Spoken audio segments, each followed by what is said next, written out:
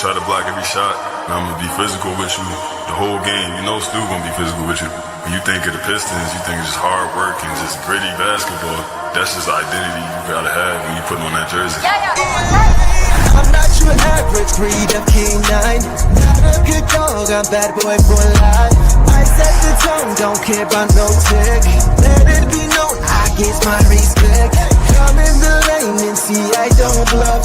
If you retaliate, that's on ya. They talking pundits, I hear you're ashamed. Talking that chop, you must want this way. Tryna tell ya, look at dog palm, mess around, find out, Tryna tell ya, look at dog palm, mess around, find out,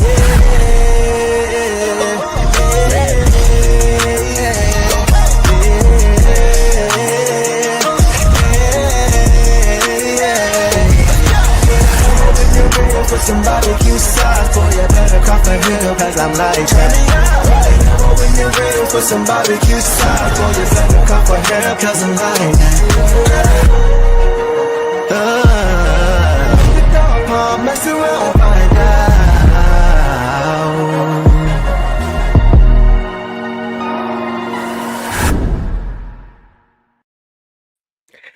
Detroit basketball. What's going on, everybody? Welcome back to another episode of the Douche Show. And today, as you guys can see, I'm joined by a special guest.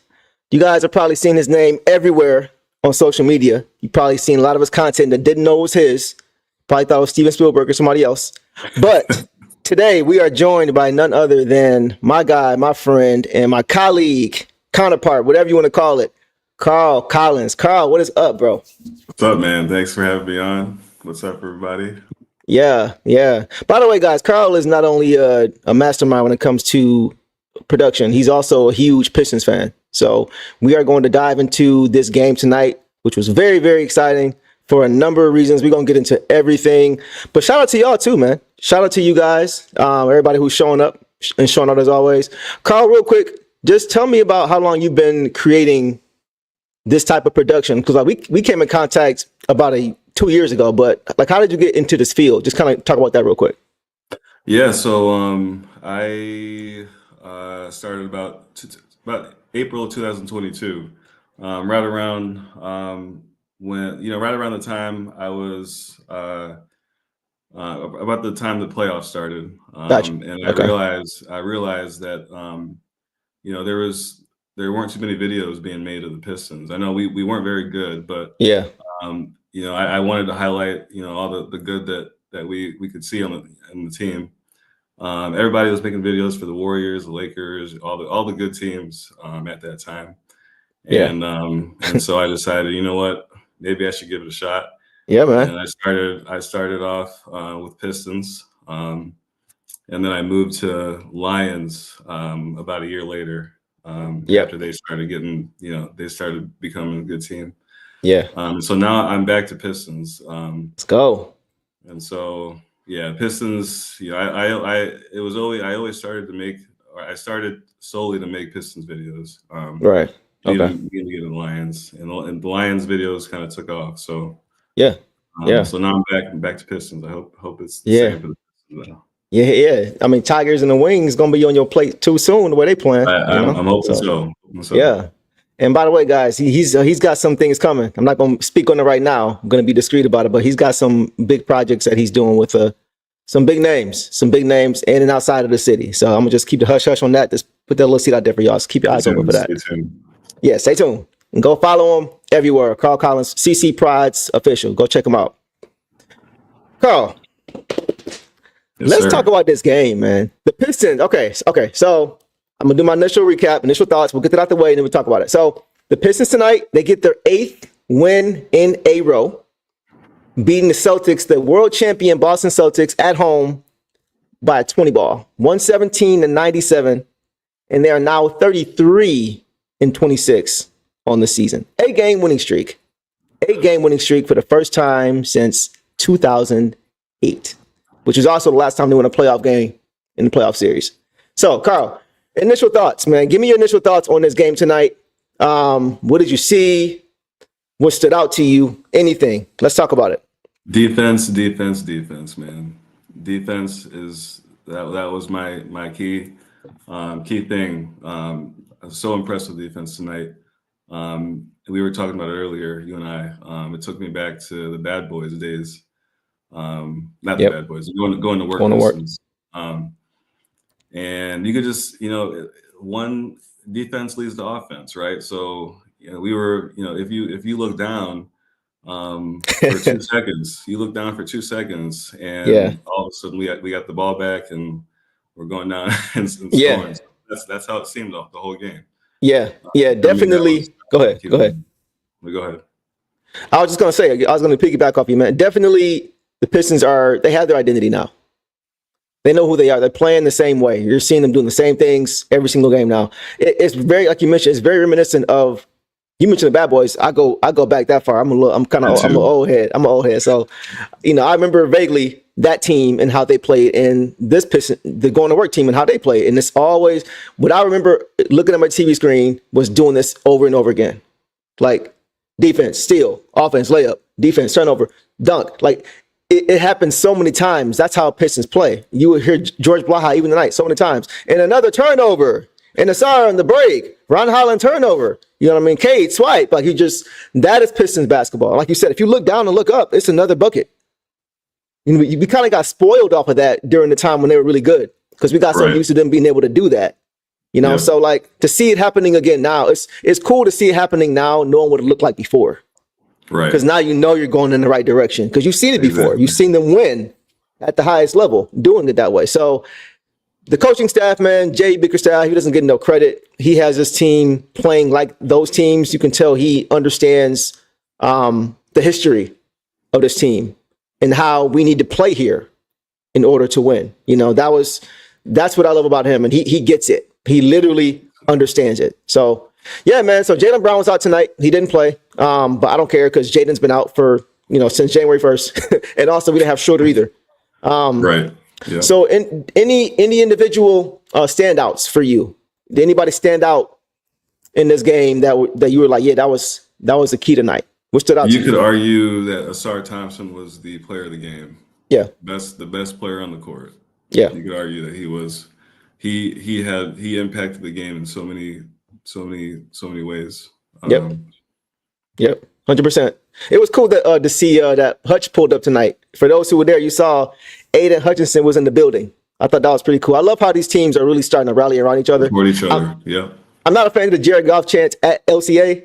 You know what I mean? I like those for Ford Field, and I like Kate Cunningham chants for LCA.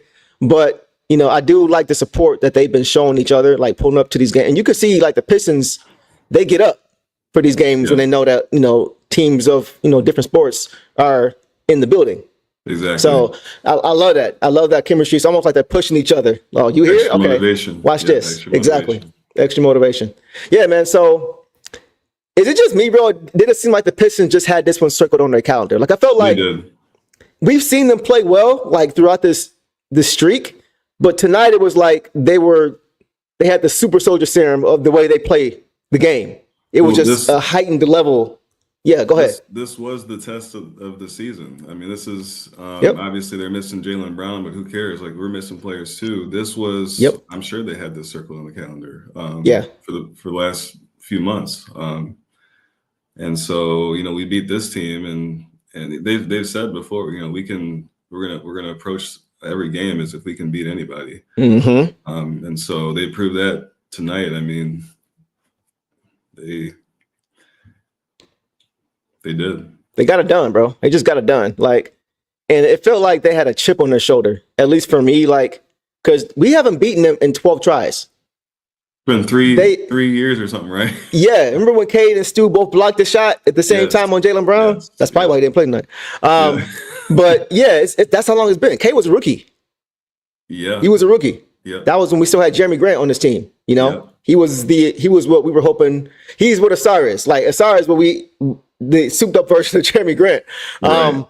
But yeah, that was the last time, bro. That was the last time. So it seemed to me the Pistons wanted to come out and make a statement like, okay, this isn't the same team anymore. Those days are over. It's been times when Jaylen Brown has been doing like this after a dunk or telling reporters before the game against the Pistons that they were going to let Sam Hauser get off for 30. Like just disrespectful stuff. Yeah, you know what I mean? On purpose.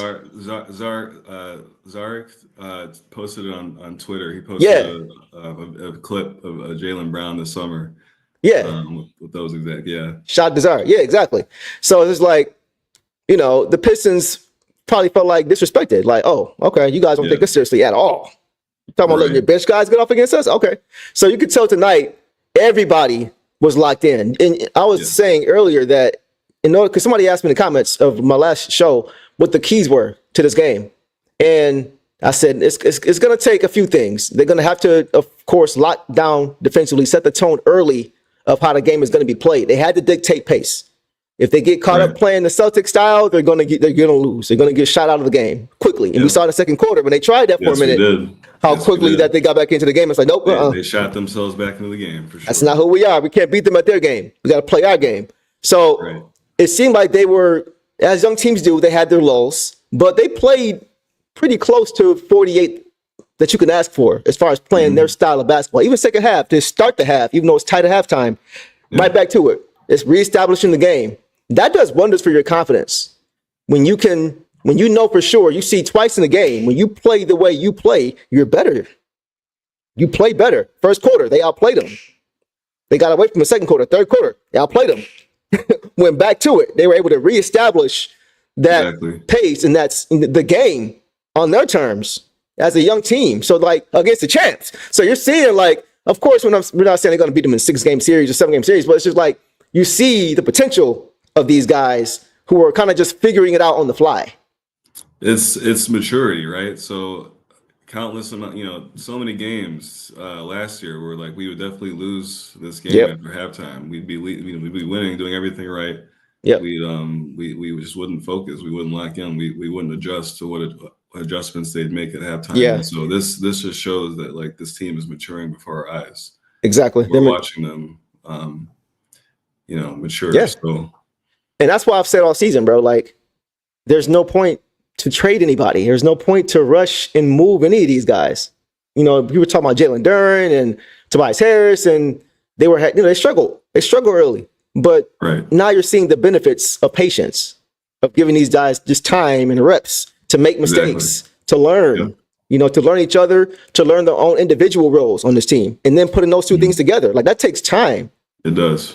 Even Schroeder, they're getting on Schroeder already. Like he just got here like 6 games ago. That's hard for a point guard. The new team, new system, new players on the fly of a team that's already playing well. That's hard. Right. So like, it doesn't matter who you are.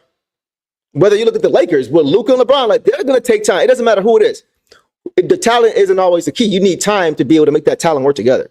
And so that's why the Pistons now, having had the time, and it's only been half a season. That's the thing. It hasn't been 2-3 years. It's just half a season, and you're already seeing how time can really play a factor. So that's what I'm really excited. Somebody called you, by the way, attorney Carl Collins.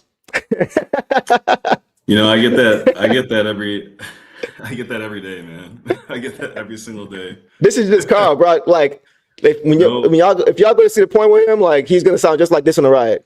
Like it's gonna no relation. Hey, trust me though. He said somebody said low energy, but I almost woke my kids up. During the game? All throughout the game. Man. Hey, but good reason though, man. I mean, the way they playing, bro. Like, I had to put mine to bed early because I was letting loose a few times myself. But man, getting back to the game, bro. This was just it was very, very encouraging. I was saying that regardless, after the first quarter, I said, regardless of how this game ends, regardless of the outcome, I'm not going to be upset. Because I knew after the first quarter, they were going to play a certain way the whole night. Yep. You could just see it. You could see the intention that they came out with. They were serious. They were focused. You saw it early. Yep. So after the first quarter, I was like, okay, whether we hold on, show a ton of maturity and win this game, or whether Boston shows its championship medal and they come back and they win the game, either way, I'll be okay. Right. Just as long, because I knew it was going to be a respectable game, at least. So I was encouraged to see the approach that the Pistons had tonight for sure. Yeah, I was feeling pretty good before the game started.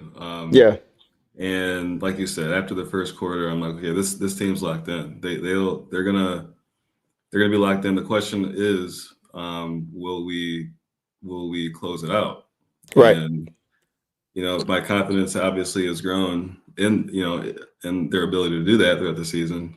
So I was feeling good even through third quarter, and they just kept that 10-point lead or so, and even built on it in the fourth. I'm like, okay, well, yeah, it was awesome. Awesome stuff, man. Awesome stuff. Last question before I get you out of here, bro. I know we talked about a lot of different things. As far as with the Pistons, and we're going to get to this later, chat, but since we got Carl here, I want to ask him, what was your prediction for the season for Pistons wins? So I said 35 wins. Same thing I said. And, I had no expectations. I said 35 wins. And obviously, hopefully it'll be 40 plus. So yeah. If they go pretty much 500 the rest of the way, at worst they'll be like 44. Exactly. That's just 500. Which is that's phenomenal, man. That's 30 win jump from last year. Anybody's 30. That's a huge jump. Yeah, 100%. Okay, I was at 35 too, and I was a little bit antsy about that, but I was like, you know what, I'm a trust. Yeah, so it's paying off, bro. So listen, man, appreciate you coming on, bro. Like I said, you guys go follow him everywhere. CC Prods Official, YouTube, Twitter, Instagram, everywhere you can find him, he's there. So check him out, check out all his content, and look for the future content that he has coming out soon. Some big things going for this talented guy. So appreciate you as always coming on, bro, man. I'm gonna holler at you soon. Thanks, man. All right, bro. Peace. Take care. You too. Guys, this was incredible, man. We kind of already talked about it a little bit, but let's kind of rehash what happened tonight, man. This game, I don't think any of us was expecting this to be a 20-point win on the Pistons end. I don't think anybody expected that. I know I didn't at all.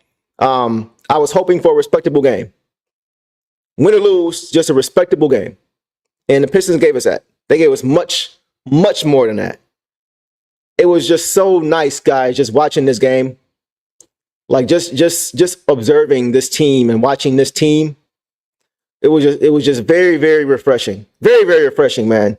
And like I was saying, if the next two games, or next game now, but I was saying before tonight's game, if the Pistons go 1-1 against Boston and Denver, I'd be happy with that.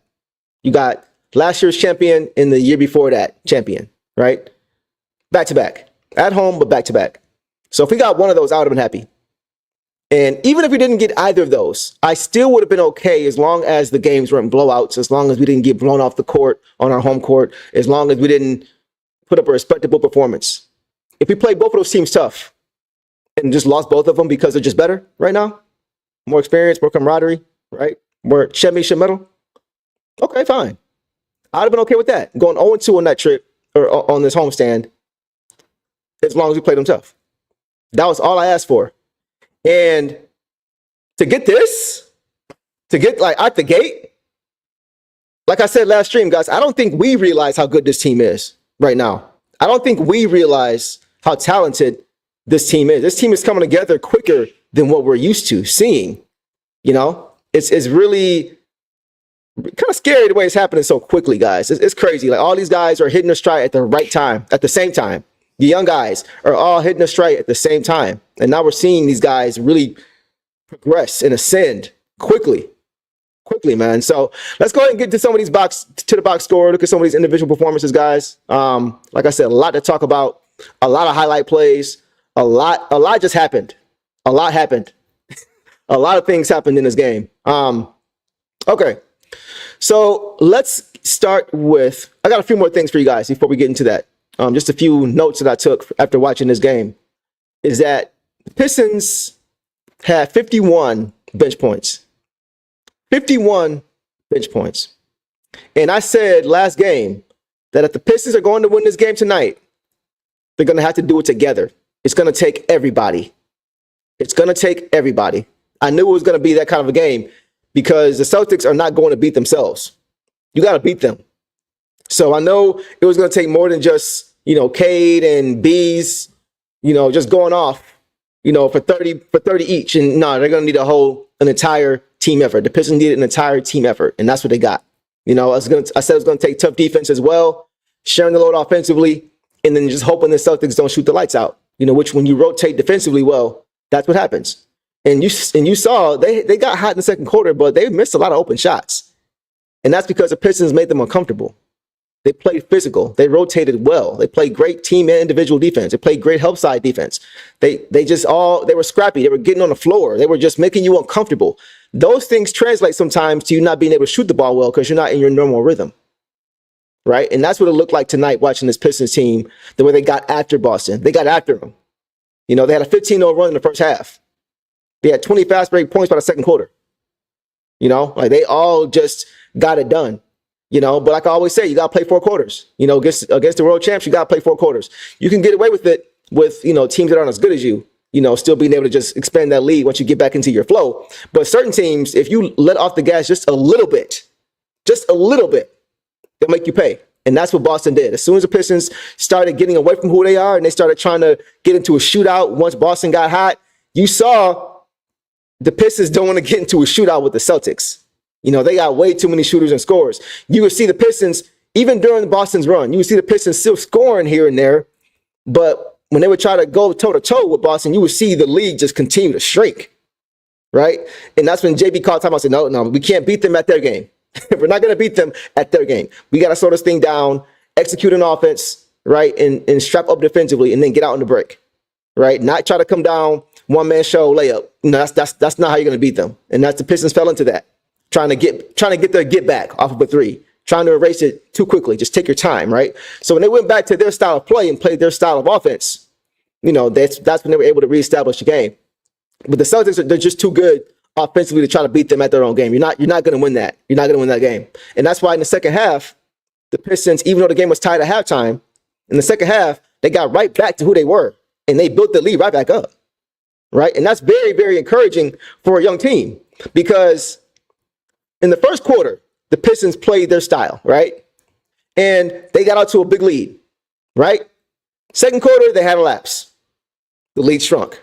Third quarter got right back to their style of play again and rebooked the lead again. That's confidence. That tells you when we play our style, we are hard to beat. Even the champs are struggling to keep up with us when we play the way we need to play. That's what I gathered from tonight. First and third quarters, the Pistons played their style. And they built double-digit leads both times. When they got away from it, the lead shrinked. So that shows, and that's going to give even more confidence to these guys that when we play coach's way, we can beat anybody. Because they see it when they do, and they see it when they don't. Right? So that's going to be a huge confidence builder for these guys. Not just the fact that they won, but it wasn't like they played a perfect game, executed great, didn't turn the ball over, was efficient, played great defense, and the Celtics were just better and they won. That wasn't the case. No. When you play your style, you can beat them. Straight up. And that's very, very important.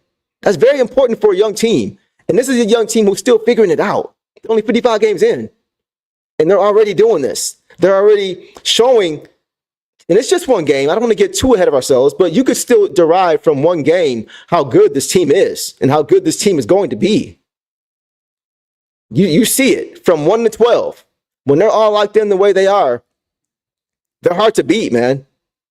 Whether you're a Pistons fan or not, you can see it. You can just watch the game and see these guys are serious, right? So that was very, very encouraging, just the way they won the game. I'm happy that they had that lull in the second quarter. I'm happy they got away from their style of play because when they got back to it, they saw they can win. It was so stark. I know I keep saying it, but that's so important. That is so important. A few comments here we're going to get to, and then we'll get to some individual guys, all right? Okay. I'm a Pacers fan. This is West True Blood. I'm a Pacers fan, and despite any bad blood, I'm happy for you guys. Just dropped in to congratulate you all. Hey, I appreciate that, West True Blood. I think that was you that commented earlier, right?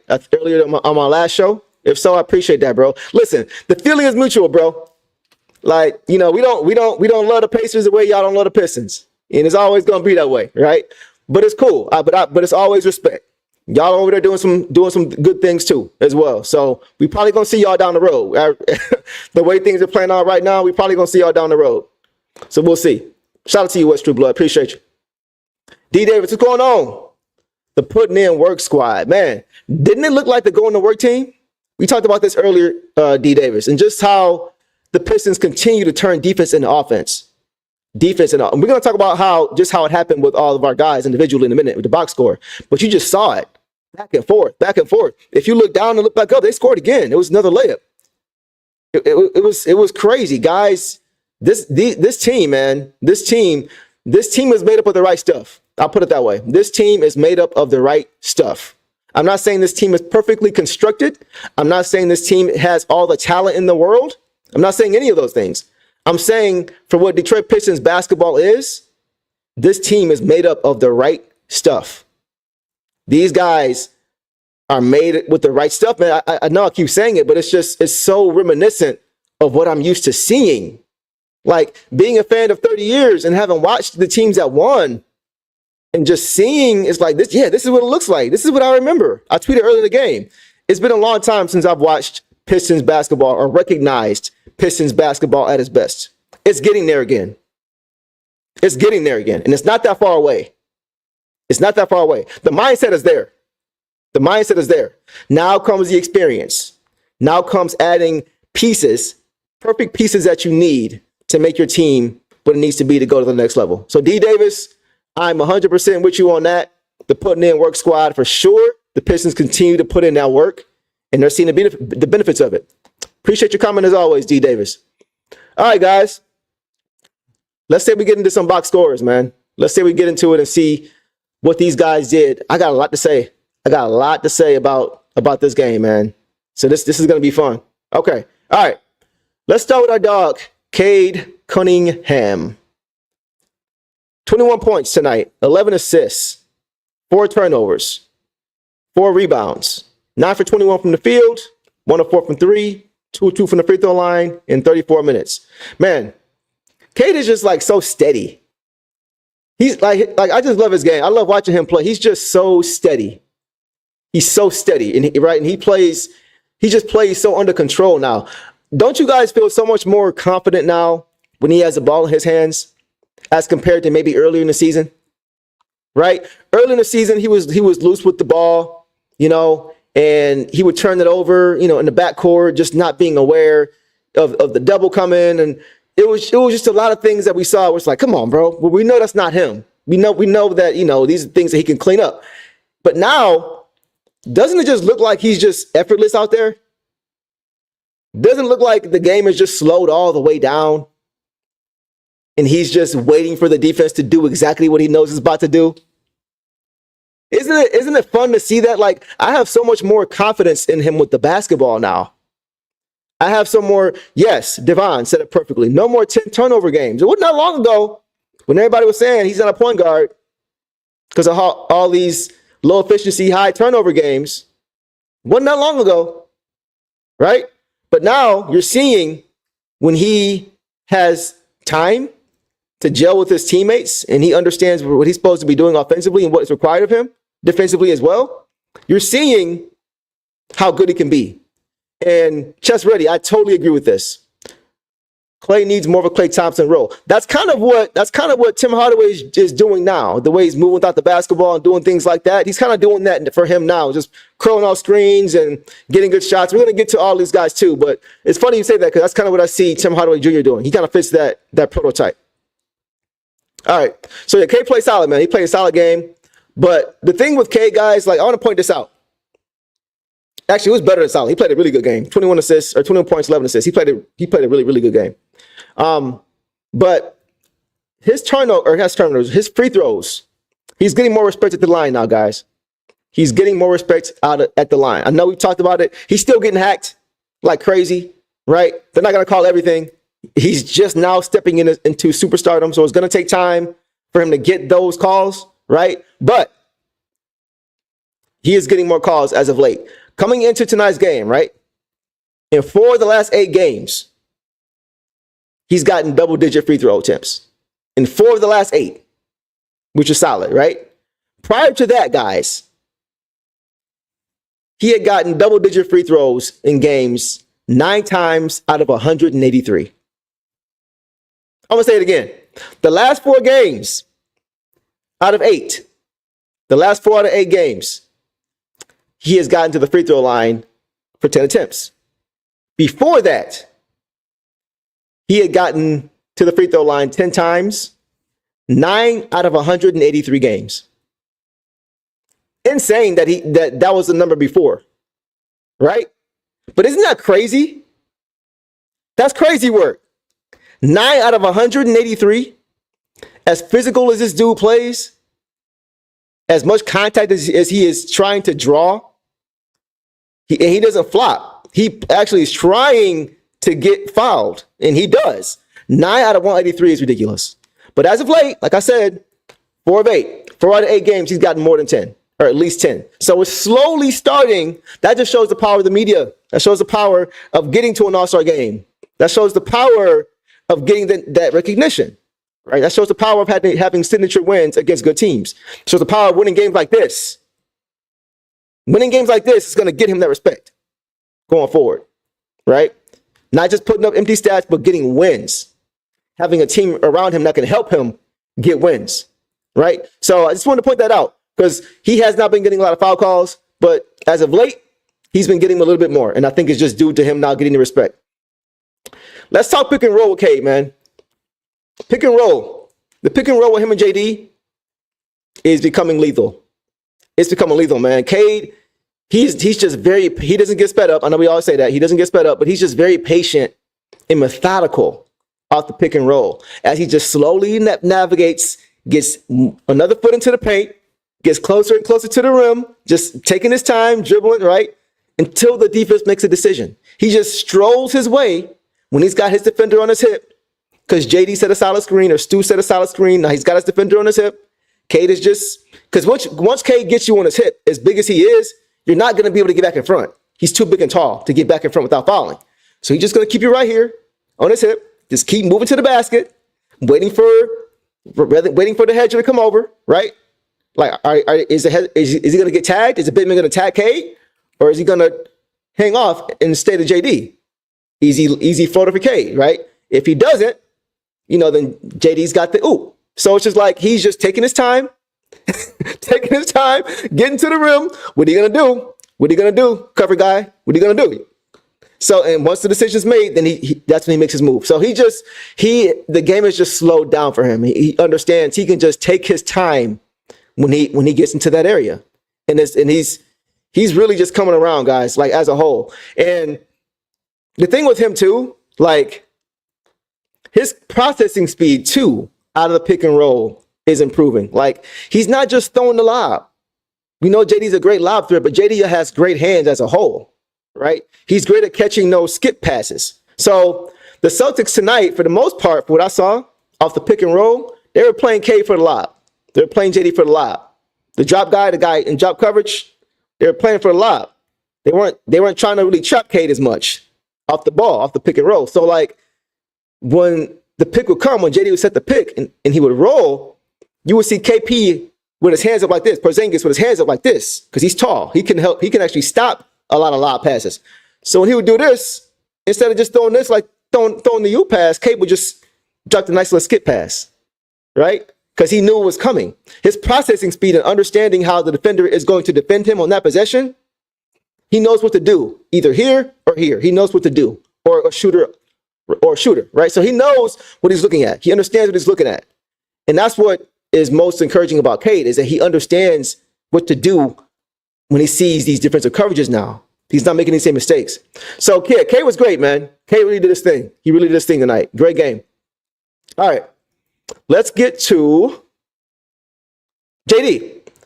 So JD had 13 points, 11 boards, 2 assists, 1 steal, 1 turnover on 6 for 7 shooting in 26 minutes. Also 1 or 2 from the free throw line. So, man, JD just continues to do what he's been doing, right? Not a huge monster game, but a very efficient game. Again, 6, like he said, so I think he's leading the league in field goal percentage. It seems like every game he's at like 6 for 8, 7 for 9, 5 for 5, right? And what that tells me is that He's not forcing anything. He's being exactly who the Pistons need him to be offensively, right? He is a monster on the boards, as he was last game, had 20 boards, 19 boards. He's everywhere. His energy and effort are up. He's diving on the floor for loose balls. He's running the floor well. He's running the floor hard. He's not trying to take the ball off the rim and dribble it. It was one time tonight where he looked like he was about to when he gave it to Cade, and Cade made the right play for the right shot, right? So I'm not sure if you're watching, JD, but I appreciate you for doing that. I just talked about that last game. I talked about it for a while. I don't want to see the bigs really bringing the ball up court. That's what the guards are for. You know, JD, if you give it up, you're going to get it right back if you sprint down the court, you know? So it's just good to see him and all these guys just being a star in their roles, right? Just being a star in your role, being the best you can be for what this team needs you to be, right? And he's continuing to do that. He's continuing to do that, man. He's nowhere near a finished product. You know, he's got a long way to go because the ceiling is so high. But you're seeing game over game over game, he's committed to being the same player every night. He's trying to be the same guy every night. The same way Isaiah Stewart is the same guy every night. We always said, I've said it before, if you could take, it's early in the season, if you could take Stu's brain and put it in JD's a superstar. Right? And that was the issue. JD even said it himself. He was playing soft. He said himself he was playing soft to start the season. So he's aware of it. We're all aware of it. We all know. We saw it. We talked about it. Every game, we talked about it. We called it out, right? I said it over and over again. You got to be better. Got to be better, right? And now we're seeing him like, okay, he's committed to it now. He's committed. He's called himself out. He's changed it. He's not just saying it. He's doing it, right? He's completely transformed his mentality and his mindset, and he's playing now for the team. You can see he's playing for the team. He's not playing for himself. He's playing for others. And so it's just good to see that. On one play, he grabbed the board, like I said, and he started to push it, and he slowed down, and he found Cade. It's almost like he had a relapse. So, you know, he's still young. He's 21. You know, he still wants to be the offensive guy who can go get a bucket whenever he wants, right? And that may come in time, or it may not. But one thing that needs to be there is what has been there. And he's continuing to be that guy for us. So he's really doing his thing, man. He's really playing well. Really, really proud of JD and what he's becoming, man. What he's turning into, rather. All right, let's get to the other starters and we'll go to the bench. Tim Hardaway Jr., and I say this all the time now, it feels like. He is so much more important than the stat line. He had 9 points, 4 boards, 2 assists, 1 steal on 3 for 8 shooting, 1 of 4 from 3, 2 of 2 from the free throw line in 29 minutes. So no, he didn't have 25, right? He didn't have a crazy scoring load. But like I always say with him is that he just plays his role perfectly. What we brought him here to do, like that's what I always go back to when I look at how I'm evaluating guys. When we signed Tim Hardaway Jr., we signed Beasley, when we signed Tobias, what did you expect from them? When Tim came here, is he giving you what you hoped you would get when we first got him? Absolutely. Right? Absolutely. He's playing very, like I said before, systematic basketball. He's playing the same way every game. He's doing the same things every single game, right? He's moving without the basketball. He's making the right pass. He's coming off screens. He's knocking down shots. He's getting to the rim at times when it's there. Defensively, he's strapping up, playing very solid individual defense, right? Playing good help side defense, giving up his body, diving on the floor, turning guys over, making himself available offensively to be a safety valve for Cade when the offense bogs down. He had a 3 tonight where he just caught it. You know, it was a broken play. Offensive possession was broken, right? It was nothing there. And Cade was falling out of bounds, and he passed it to Tim Hardaway Jr. He caught out the air and just went back up and put it down. Like, we can't ask for more from him, man. The way he gives his team offensive flow, right? Movement, playing hard, giving his body up, like that's Detroit Pistons basketball. That's Detroit Pistons basketball. A lot of the things that he's doing remind me of what KCP did when KCP was here. KCP can't shoot like Tim Hardaway Jr. though. But the way he was electric, moving without the basketball, coming off screens, knocking down threes, playing tough individual defense, he does a lot of those same things. And KCP has 2 rings with the Lakers and the Nuggets. So I'm just saying, that's the kind of basketball you want Tim Hardaway Jr. playing. Not just him, but everybody. You want everybody playing that type of basketball. Play your role, play it to a T, be great at it, and be consistent. That's what he does. That's what he does, man. It's really good to see that from him. He has surpassed my expectations for sure. For sure. Very, very encouraged by Tim Hardaway Jr., man. Organic Lindo, I just caught this comment on the way down. All that Grimes versus THJ noise was always garbage. Am I? Yeah, that's a great point. So that was a great trade, wasn't it? Great trade. Just saying who made that trade. But I'm just saying, yeah, I would much rather have a Tim Hardaway Jr. now than Grimes. And it's funny because before we got Tim Hardaway Jr., remember how we had heard Cage said, like he would say that he would like to play with a guy like Tim Hardaway Jr.? We're seeing why now. We're seeing why. They fit well together, right? And they seem to have some chemistry and camaraderie between the two of each other. So 100%, man. Tim is playing great. Tim is playing great. Love to see it. All right.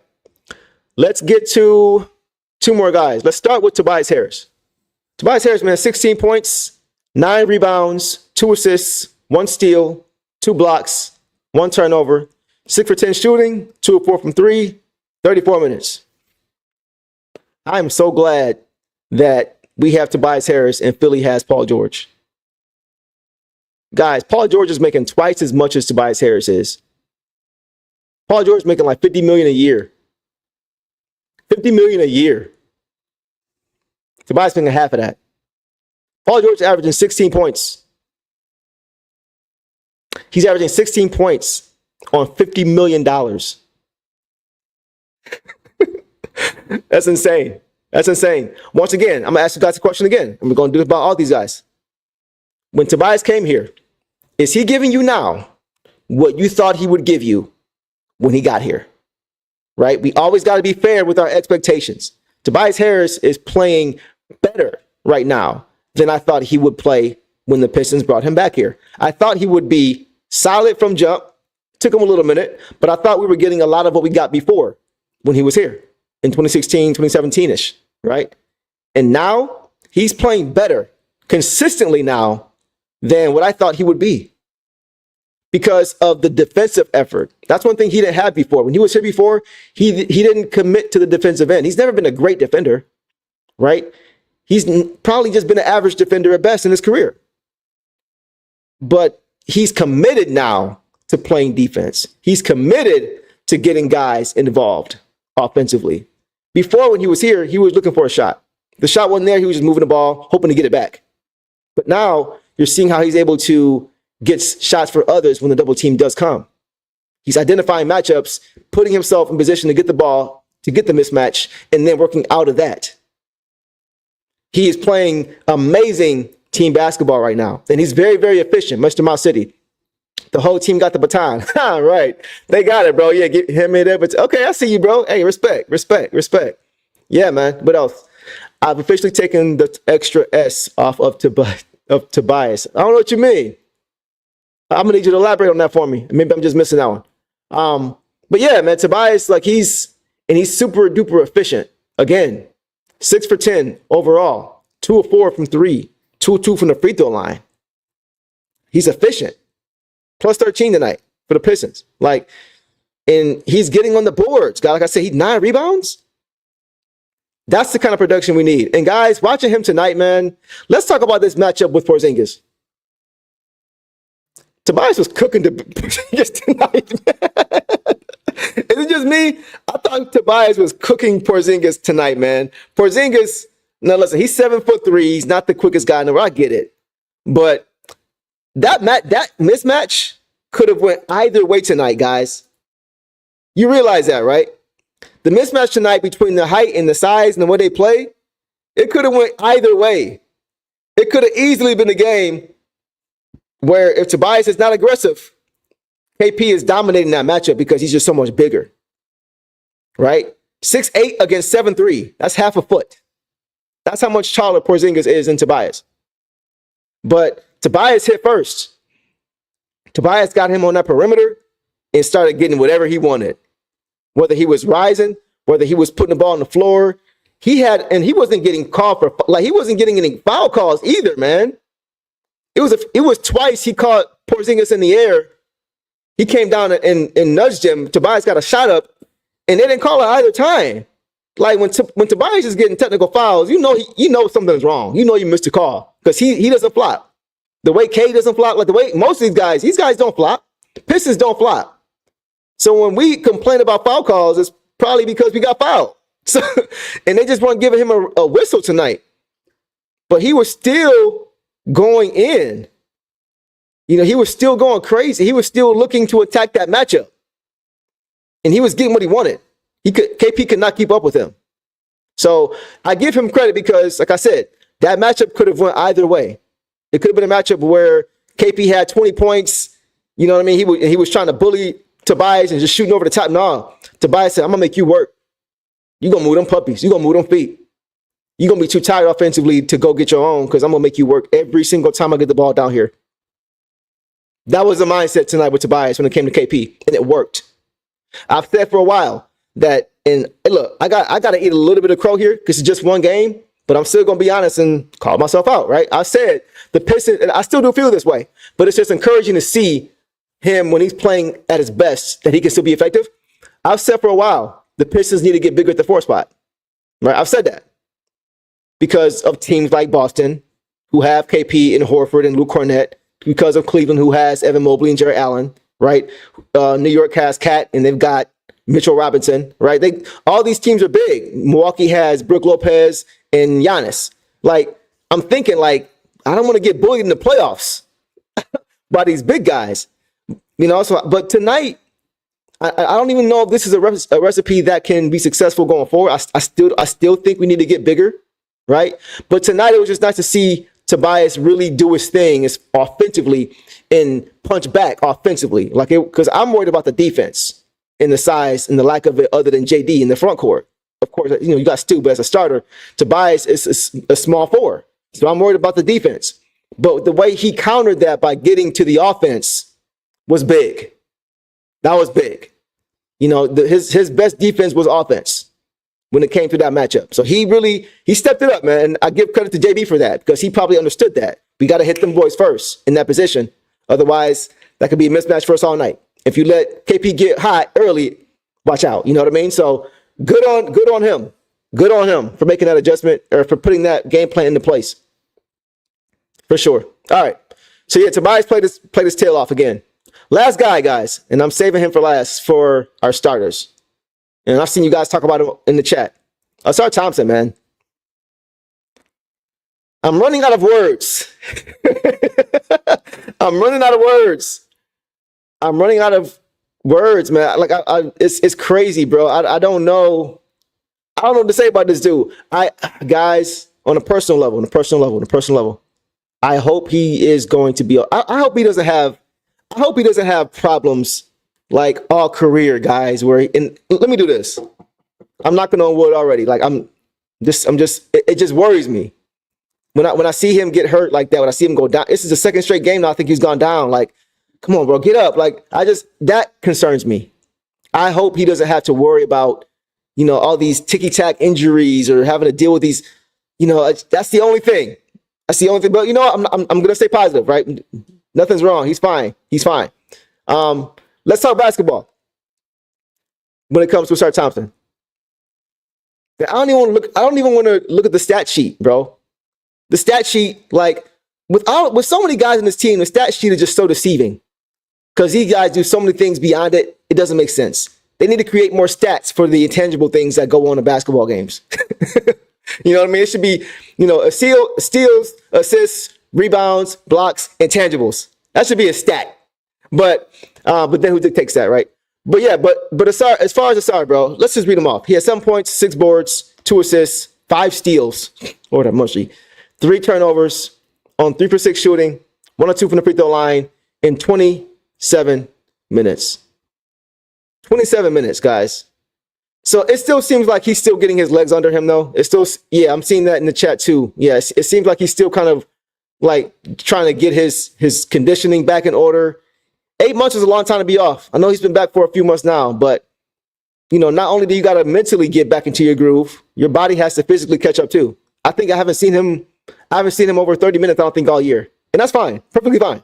I'm just saying, be aware of that. It takes time for him to get back to where he needs to get to before he went down.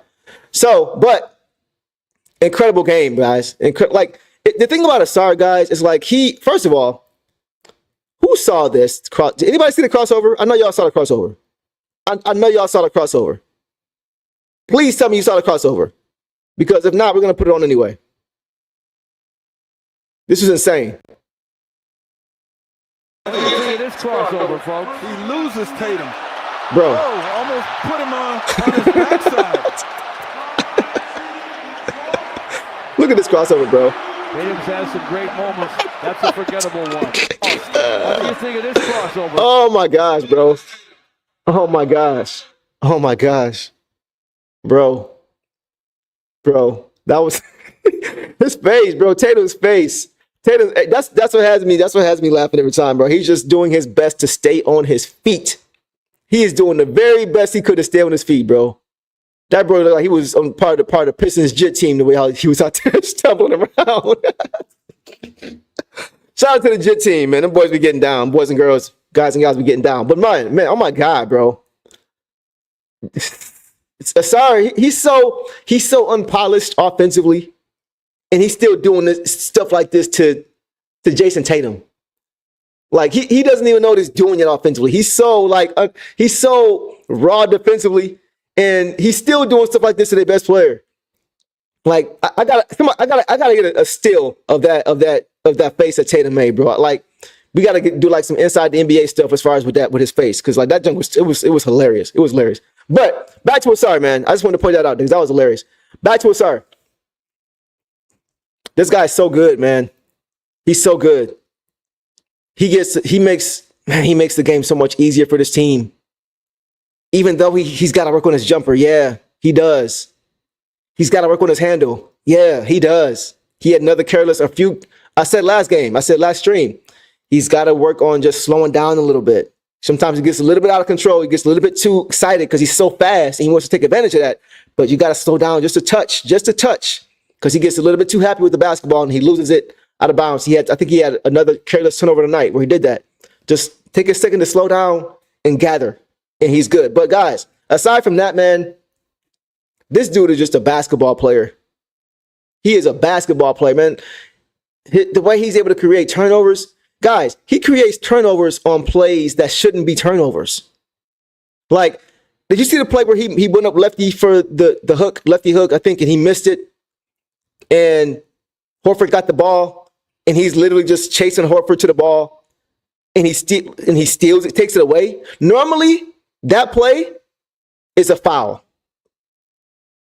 Normally, that play is a frustration foul because you missed a shot.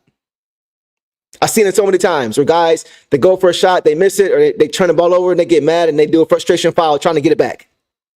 Normally, that kind of play is a foul. But he's you know what it is? I think, like, just because I pay attention to like how these guys move on the court sometimes too. The way he moves is very unorthodox. It's really it's hard to catch a rhythm with how he moves.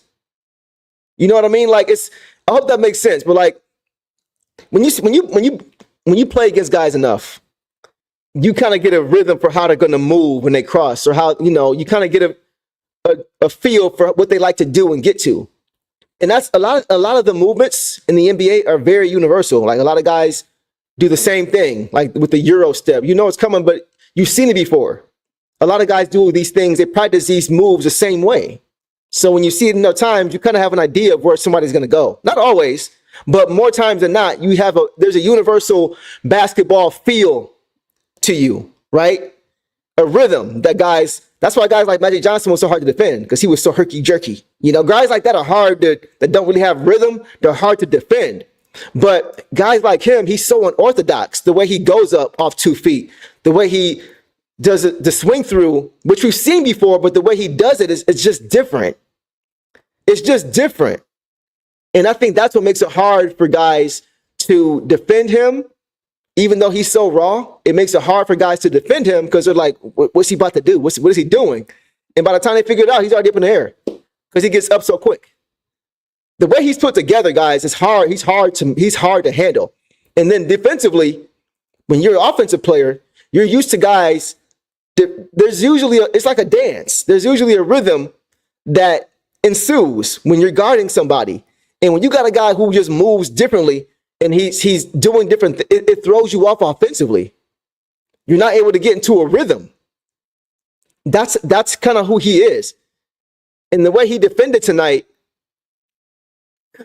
he's a menace, man. Like I don't think we realize how special of a player this guy's going to be yet.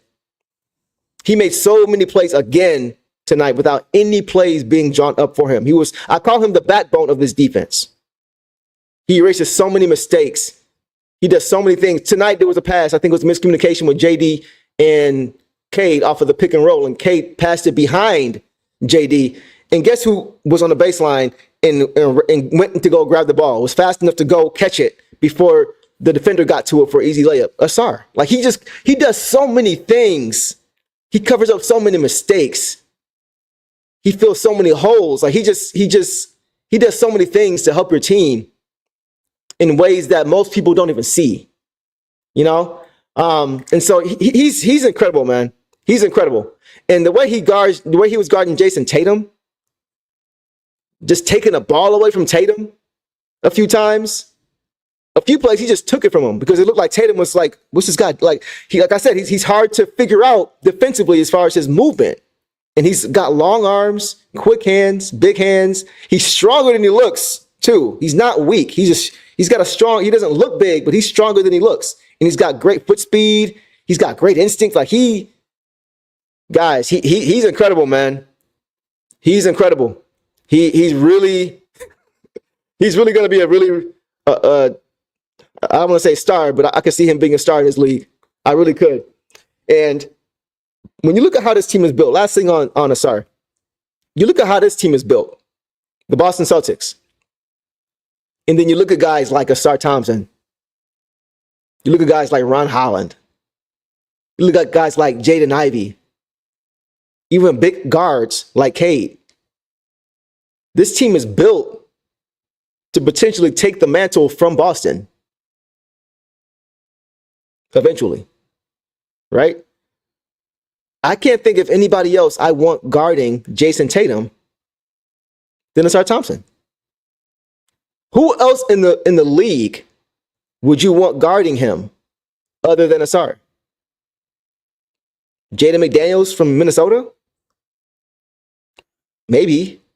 But I mean, not a lot of guys in this league. You know, Dylan Brooks. Like who? I don't think there's anybody in the league who I would want guarding him more than Asar. And then when Asar sits down, you got to deal with Ron Holland, who is not quite as polished as Asar is defensively, right? But you see a ceiling. You see his fight. Ron makes up for whatever deficiencies he has right now with his mindset. The way he plays the game, much like Isaiah Stewart. He plays like a Piston. He's going to give you everything he's got every single time he's on the court. You got to deal with that when Asar sits down, if you're Jason Tatum. And Jaylen Brown has to deal with Jaden Ivey, who Jaden actually guards him well, if you watch. He's got the size, athleticism, and quickness to stay in front and not get bullied by a Jaylen Brown. He struggles with him. Jaylen Brown struggles with Jaden. Watch the film. The Pistons are built to beat this team eventually. And I hope you guys are seeing that. You got Isaiah Stewart, who does a lot of what Al Horford did in his prime. When Al Horford was in his prime with the Hawks, a lot of those same things Isaiah Stewart does. Similar size, similar skill set. You're starting to see these things you're seeing the championship formula that is being rebuilt. You're looking at other teams around the league and see how the Pistons are built.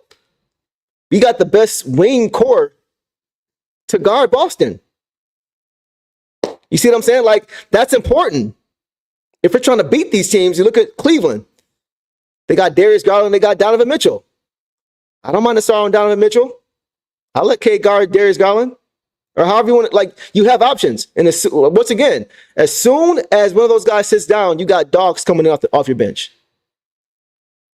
You know what I'm saying? You got fresh dogs. Fresh.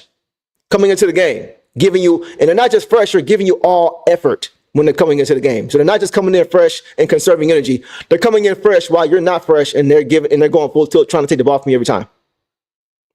Guys, That Ron Holland pick is looking better and better and better and better. You would almost think he was picked for that reason, or in part for that reason, because of who we're trying to get to, who we're trying to catch, right? You look around the league, you see who the stars of this league are in the Eastern Conference, and you look at how we're built. Yeah, we're in good shape. I'm not saying we can beat anybody, but we can compete with anybody. 100%. 100%. I gotta say that. Like I feel very comfortable watching Asar Thompson guard Jason Tatum. I feel very comfortable watching Ron Holland guard Tatum. I feel comfortable watching Jaden Ivey guard Jaylen Brown. Yeah, I'm comfortable with that. I'm good with that. And those guys allow Cade to not have to guard the best player every night. That's why you got Boston, who has a Jrue Holiday, Derek White. So Tatum is not having to guard. Jaylen Brown doesn't have to guard the best player every night. They can still conserve energy for offense. The Pistons have that now. Their best player never has to guard the other team's best player. Think about that. Our best player never has to guard the opposing team's best player. When would he need to? Not saying he can't, because Cade is a great two-way player already. But when it comes to conserving your energy and effort, if he doesn't have to, why would he? The Pistons are building something very, very special, guys. That's all I'm saying. You gotta look at that. It's very, very important. They know what they're doing. Trajan Langdon knows what he's doing, guys. I can see it. He knows what he's doing. He knows way more than any of us, but I can see that he has a plan.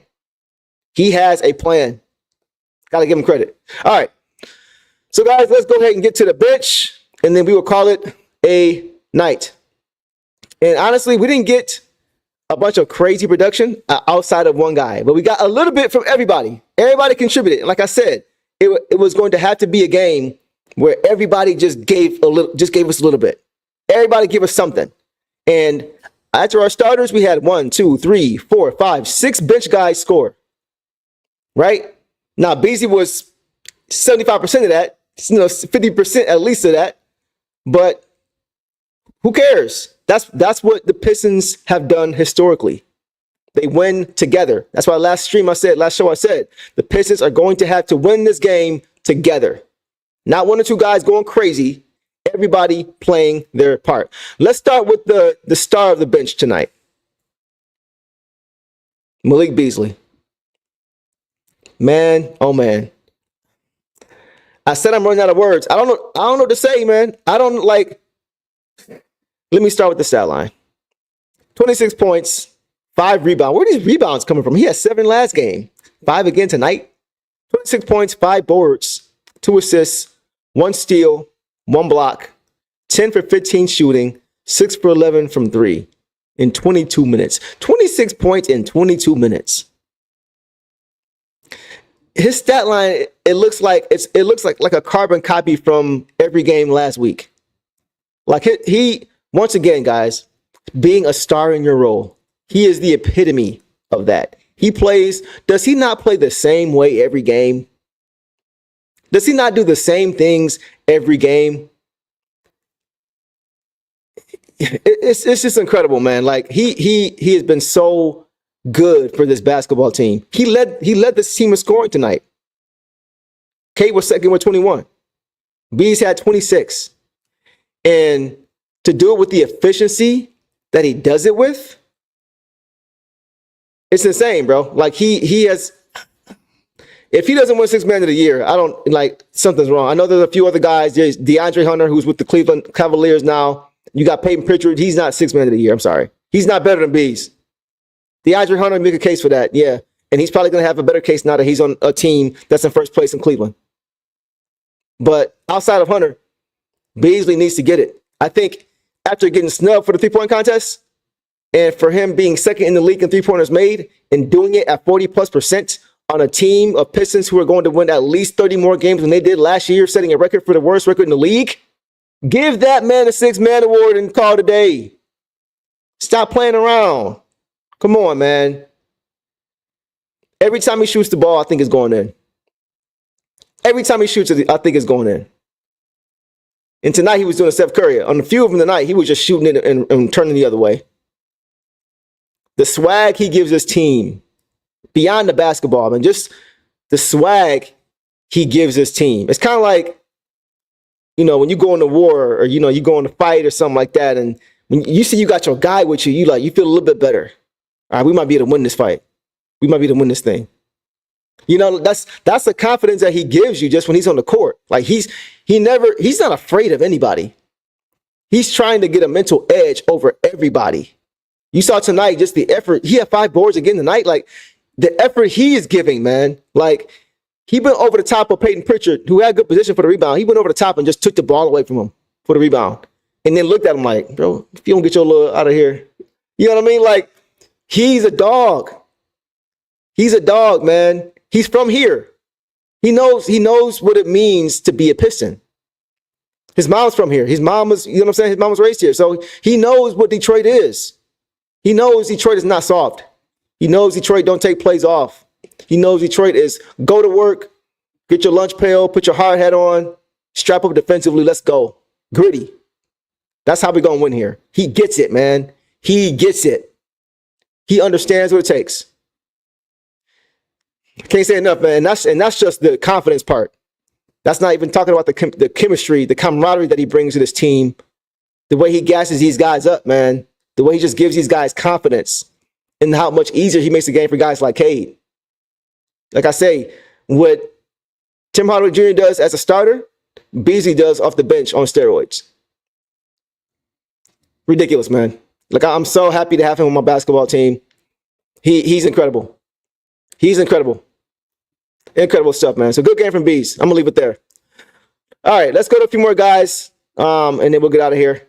Let's get to Ron Holland, man. Ron Holland, he had 8 points, 3 assists, 3 boards, 3 steals, 2 turnovers, 4 for 8 shooting, all 3 from 3, 19 minutes. So, guys, I say this all the time about Ron. All 3 from 3, right? Didn't matter. Didn't matter. Because he still finds a way to be effective. All 3 from 3, but 3 steals. You know what I mean? So he at least got those possessions that he missed to him back. Got him back. Possessions are important, especially in the playoffs. You got guys who can turn the ball over like that and create extra possessions for you the way Asar does, who he comes in for. It just takes your team to another level. And he's a dog. Man. Like I said, these guys are all playing the same way. He comes in the game, he knows his role. Strap up defensively, turn teams over. When it's there, get out in the break, get downhill, get to the rim. If the 3 is there, take it. Right? He's not lacking confidence. It's going to be ebbs and flows with his shot. Fine. Who cares? It almost doesn't even matter because of what he brings you defensively. It doesn't even matter. And he's not taking bad threes. He's still taking solid shots. He's still taking open threes. So if he keeps working, that's going to get better over time. So, yeah, Ron was solid, bro. Ron continues to be solid. And if he just continues to play his game, he's going to be just fine. Just fine, man. Who else? Isaiah Stewart, right? Another guy. Stat sheet doesn't always tell a story. 4 points, 5 rebounds, 1 assist, 2 blocks. Only had 2 shots. 1 or 2 from the field, 2 or 4 from the free throw line, 20 minutes. So not a glamorous game, right? But Isaiah Stewart does what Isaiah Stewart always does. I got a question for you guys. When was the last time that an opposing player has dunked on Isaiah Stewart? I honestly cannot remember when the last time an opposing player dunked on Isaiah Stewart. I can't remember. Like, I literally can't remember. It's been that long. And guys, like, I don't know what's going on, but these guys have not gotten the memo on Isaiah Stewart yet. These guys have not gotten the memo on Isaiah Stewart. He said he's the most improved blocker. Right. These dudes they continue to try him, and he continues to deny him every time, every game. And he welcomes it. He welcomes it. Like I say, man, he takes pride in that area. He takes pride in his home. I always say it. He takes pride in that painted area, which is home for him.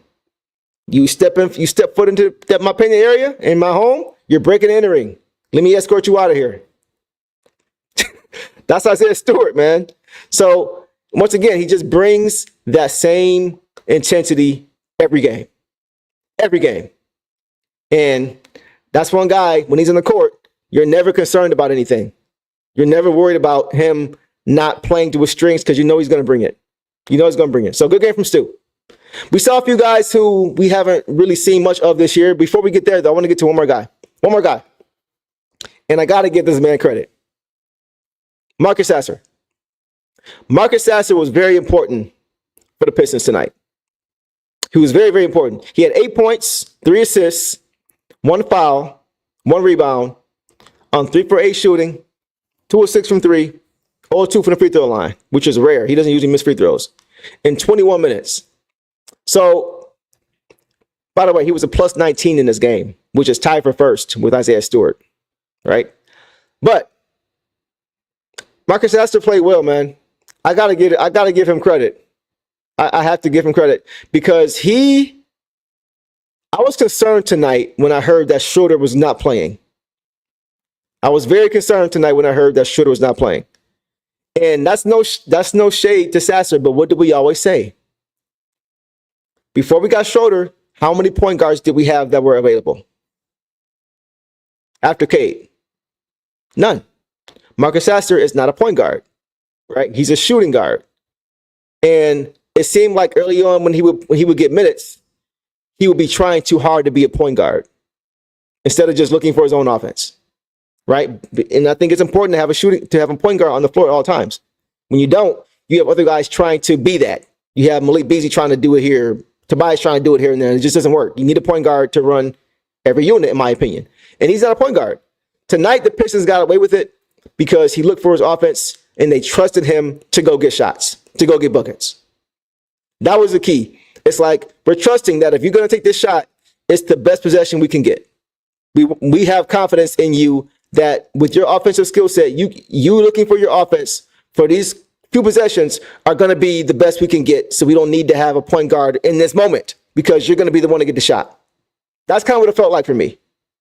That's what it felt like for me tonight watching him. And I liked it. And it worked out because before we got Schroeder, we struggled on a nightly basis when K sat down. That's exactly why I thought the Schroeder move was very, very important. So when Schroeder went down, I'm like, we're right back to where we were before we got Schroeder. Right? Without a point guard, a backup point guard. But Sasser, to his credit, he came in the limited minutes he played and got buckets. He helped the offense move along. He helped the Pistons keep pace with Boston when they needed it. Because him trying to be a point guard in this kind of a game, you're going to get exposed. They're too good defense. They're too good on both ends. But they're going to turn you over and they're going to get easy threes in transition if you don't execute. If you do not execute, they will make you pay. So it's almost like they said, okay, Sass, we know you're not a point guard. We know with you in the lineup, we won't have a point guard. But how can we still make this work out best for us? And they said, okay, let's just have him get some offense while he's in there. And we're going to trust he's going to knock him down and get his own shots. And it seemed like it worked. It seemed like it worked. So that was good to see. And that was important because it allowed Cade to rest. It allowed Cade to rest. That was the key. Cade didn't play 40 minutes tonight. Cade played 34. See what I'm saying? That's why having a backup point guard is important. But tonight, that's why it was important for Sasser to just go get his offense. Go get it in. Go get it. Right? And it worked out. And that allowed Cade to be fresher in the second half when the Pistons went on their run in the third quarter, reestablishing who they were. Right? So very, very important stretch for Sasser. He stepped up. I got to give him credit. He played solid defense too. He's always going to give you defense. All these guys are going to give you defense, which I love. Including Sass. And that was good to see from him. He stepped up in a major way for the Pistons tonight to help get this win, for sure. Love to see it. Good game from Sasser. I do hope, with that being said, that we get Schroeder back soon. Because I think Sasser will be much better suited playing with a guy like Schroeder as opposed to trying to play the point guard spot or shooting guard spot or however you do that. So, good game from him. Good game from him, man. Yeah, that's pretty much it, man. We did see a little Lindy Waters, right? He came in for 3 minutes, got 3 points on his only shot, made a three-pointer. Guys, that's kind of the guy who I want to see get minutes. We talked about Fontecchio, right? I don't know what happened to his hand, but all I know is he hasn't played since. And unless it's a very serious hand injury, I don't know why he'd be out for a long time. I don't know. I don't have any details. But it just felt to me like the team knew this is not working right now. So I don't want to say, keep his dignity, but let's just say he messed with his hand. I could be way off. y'all know I'll keep it a buck. I'm just saying. If that's not the case and his hand's really hurt, then hopefully he gets better, right? Of course. But whatever the case is, I'm glad that somebody else is getting a chance. And I said before, guys, if it's Paul Reed or it's Lindy Waters or it's Ron Holland getting more time or it's Bobby Klintman, one of those guys I wanted to see get those minutes, get an opportunity, right? So, and I'm seeing different answers here now too. DG is saying more Water. I'm not mad at that. Like I said last show, I feel like Water is a better shooter than Fontecchio, a more consistent shooter. Fontecchio seems to be very hot and cold. When he's on, he's like 5 for 5. When he's off, he's 0 for 5. But like, I feel like guys like Waters are more consistent shooters. He's got a clip. I watched him with Golden State prior to him getting traded, prior to us playing him when Stu snatched the ball away. I watched him a little bit all year. And he's got a clip. He can really shoot the ball. And he could be very, very useful for this team once he understands and gets familiar with the system. So if it's him, B-Ball Paul, Klintman, more for Ron, I don't care. Just give somebody else a chance, all right? So it was good to see him get some time. Good to see him get a chance. Okay. And the other, who else played that we don't usually see? Paul Reed played as well, too. He had 3 minutes again. This is pretty much garbage time, but still good to get them guys in the game. 2 points, 3 boards, 1 assist, 1 turnover, 1 for 3 shooting. Played big down low on that bucket he had, right? Just doing what he does. These guys are staying ready. These guys are staying ready for the opportunity. That's what it feels like to me. Because whenever they come in, they always contribute. They don't come in thinking it's just garbage time. They come in thinking, hey, I'm about to go to work. I'm going to continue doing what my teammate was doing. I'm going to continue it on. We all play the same way. That's what it feels like. So, yeah, man, great game. And Dennis Jenkins, he also played. I've been campaigning for him to play all year. Hopefully, as we get towards the end of the season, we see more of him. He played. He didn't score. Played in 2 minutes. Didn't really do anything. Didn't get a chance. So it's just good for those guys to get out there a little bit, get some opportunity. That was good to see. But, yeah, overall, great team win. The Pistons have won 8 in a row, y'all. Haven't done that since 2008 when the Pistons lost to the Boston Celtics in the Eastern Conference Finals in 6 games. They won the first 2 games. They lost the first 2 games of that series, won the next 2 games, and then lost the next 2 again, 4-2. That was the last time the Pistons have done a lot of things, 2008. Last time they won 8 straight games. Last time they won a playoff game. Last time they won a playoff series. All 3 of those things happened in 2008, last time. 8 straight games, playoff win, playoff series. All 2008. So this team, like I said, this is why I haven't been as excited about my Pistons team since 2005, 6, 7, 8. I knew by 2008 we were pretty much done because we already lost Ben Wallace. We were getting older. The East was getting better. I knew at that time I wasn't excited like I was before. I knew it was the end. I knew as far as getting a championship, again, it was probably over, even before the Chauncey trade. So I wasn't really excited. I was hopeful, but we were going like this in 2008. We were up here going like this, and you could see we were trending in the wrong direction. So I haven't been this excited since 2000. Well, yeah, since we won this championship. Since 2005-06, I have not been this excited about this team. 20 years. So I hope you guys who weren't around for those days, like the younger Pistons fans who weren't around for the dog days and the time when the Pistons were winning, this is what it looks like. For my old heads who have watched the Bad Boys, who have watched the Going to Work teams, you guys know what we saw tonight, what we've seen on this 8-game winning streak, it doesn't look fluky. It looks like Detroit Pistons basketball of the past that was successful. Am I wrong? Am I right? Y'all let me know. But I know what I'm looking at. And guys, Chuck Brewer, when Larry Brown left, that was the end. Real quick, when Larry Brown left, that was the end. He was here 04, he was here 05. When he left in 06, in 04, the Pistons won 54 games his first year. In 05, I think we also won 54 games. And in 06, we won 64 games. A record for this team. And I still didn't feel like it's comfortable going into the playoffs as I did with Larry Brown. Even though we had won 10 more games with Flip Saunders the following season. I still didn't feel confident when we had broken that record and had 64 wins, as I did when we had just won 54 2 years with Larry Brown, because of how we were playing. The Pistons, when Larry Brown left, become one of the best offensive teams in the league. And that's not, when you got Ben Wallace, you don't want to be one of the best offensive teams in the league. You know what I mean? Ben Wallace is not a great offensive player, and that's not where he's best. So when we started to change, when that started to happen, I think it caught everybody off guard around the league. Like, these guys are playing different. Oh, okay. And since we had so much chemistry, we could do it on the fly. But it just didn't feel like that was our style of basketball. Exactly. Imperial, yes, we were 37-5 to start that season. 42-9 at one point that season. I remember that. 42-9.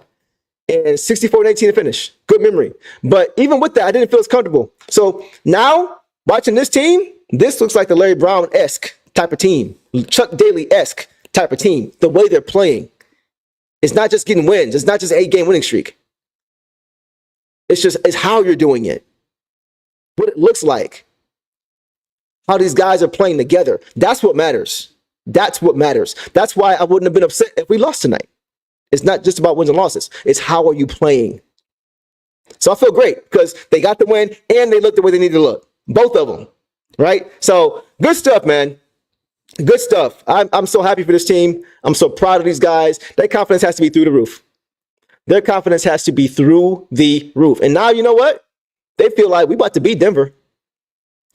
That's how they feel right now. We about to beat Denver. Now, I don't know if they will. I think they very much can. They are flying high right now. They are flying high. The confidence they have right now and the way they're playing, they are in a rhythm. They are in a flow state right now. They're in a flow state. You know how when you're zoned out and you're just in that flow, you're not thinking, you're just reacting, you're just in that flow state, whether you're doing something creative with music or whatever it is. When you're in that flow state, you're rolling. They're in that flow state right now. So they feel like they can beat anybody. And they can. It's going to be tough against Denver, a team who's looking like they're looking to reclaim their championship that they felt like they lost out on last year. It's going to be tough, but I think the Pistons can beat them. I think the Pistons are going to get their 9th win of the season against Denver in a row. I think they will. I really think they will. And I think they're out to do it. I think guys, this team is just different, man. This team is different. So if they beat Denver, right? If they beat Denver, that will be 9 games in a row. Shall we pull up the schedule and see where the Pistons are going to be after that? I think we should. So I'm going to pull that up really quickly and then we'll get out of here. I'm going to pull the schedule up and we're going to together see how far, we do this all the time, y'all know, how far the Pistons can actually push this streak. Because if they get past Denver, y'all, watch out. Watch out. So, crossed out the Celtics. We dismantled them tonight. If we get Denver, that'll be 9 wins in a row. Let's look at the schedule after that, bro. Nets, that's 10. Jazz, that's 11. We're going to beat them because of how they beat us early this season.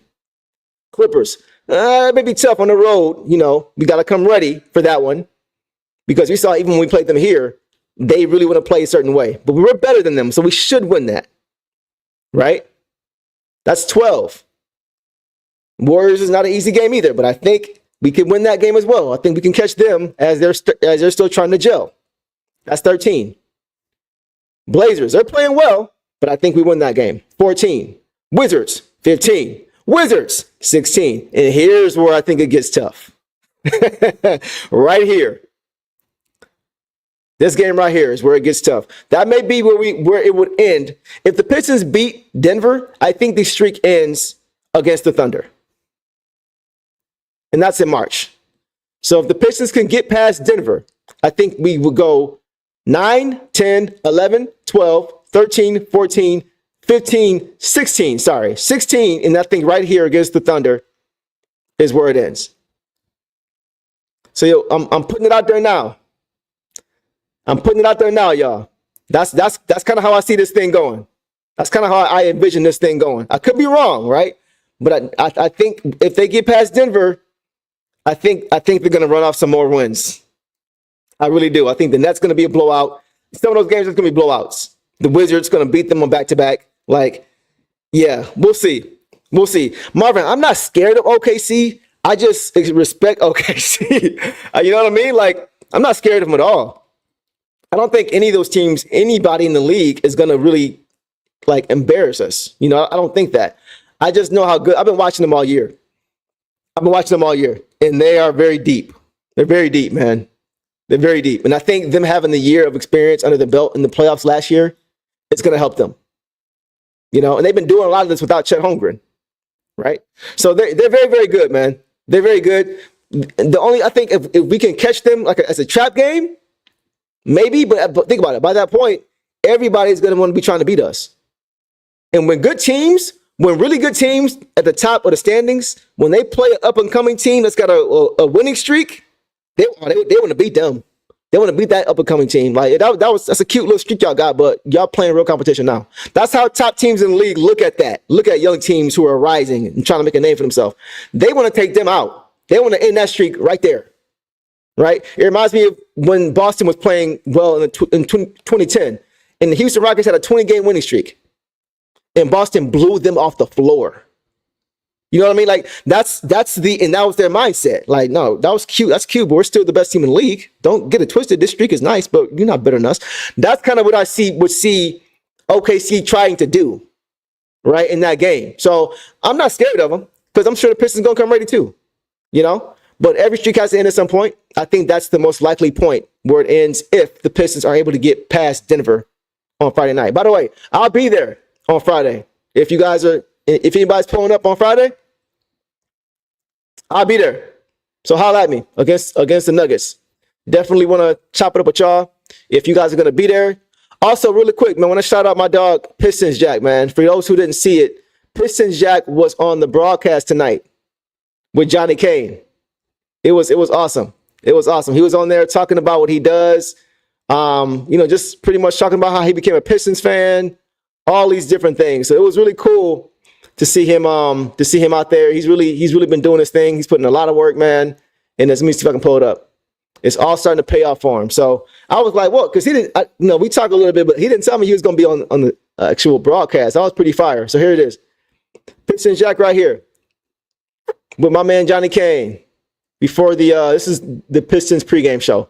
And he was just talking about, like I said, his journey, how he got here, all that stuff, man. So it was awesome to see that. Really, really happy for him, man. Keep doing your thing, Jack. Keep doing your thing, bro. You're just getting started, my dog. Just getting started. All right. So we're going to get out of here, guys, on that note. Great win. And like I said last stream, every time I say this, it seems to happen. So I'm going to say it again. Hopefully, come Friday, we'll get a chance to talk about a 9-game winning streak. So we'll see what happens, man. But like I said, I'll be there Friday. If you guys are going to be there, pull up on your boy. Hit me up. And we can talk about this Pistons team together. So on that note, I will get out of here. Appreciate you guys for all your support, as always, showing up and showing out. Appreciate all the love that you guys continue to show. One more thing. Mr. Mouse City says, even if y'all can't make it to LCA, wear your Pistons gear in the streets. It's up to us to make them trend again. Let them know we back, my baby. Yes, sir. Hey, that's well said, man. That's well said. Like, I know I wear my stuff everywhere. I work in the studio, so I'm always wearing my Detroit Pistons stuff. I'm always always repping the Pistons. You know what I mean? So Mr. Mouse City is right. We can't just wear it at LCA. We got to wear it in our sleeve. We got to wear it on our head, on our backs, on our chests, on our feet. We got to really show that we are proud to represent this team and are proud of this team. It's not just compartmentalized to just being in the arena and watching the games. It's a movement. It's who we are. It's not just what we do. So great comment from Mr. Mouse City. I couldn't have put that better myself, bro. For real. That's real. So on that note, you guys, we'll get out of here, man. I will see you guys Friday night post game. Hopefully after watching another win, 9 straight in a row, we will see. But until then, I appreciate you guys always showing your support. Appreciate you hanging with your boy in Detroit versus everybody. Peace.